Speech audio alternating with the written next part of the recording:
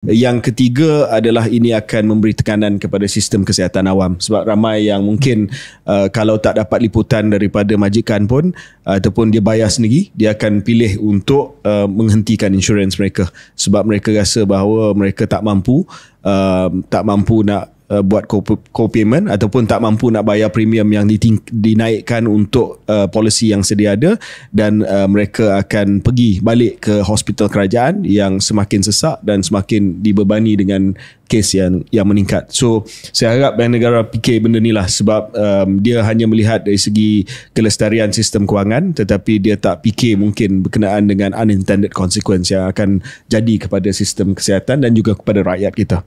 Quick to reactions KJ. Yep. Pertama ialah sokong apa KJ katakan, dan mungkin Bank Negara sendiri kena tengoklah dia punya laporan pun menunjukkan bahawa household saving untuk sebahagian besar rakyat Malaysia memang tak cukup. So mungkin kena cakna dengan hal tersebut. Dan kedua ialah cadangan, mungkin Kiamin dan KJ ialah for now maybe limit lah the ceiling of the co-payment. Sebab nampak macam sekarang ni tak ada cap. So KJ gunakan contoh bil 50,000.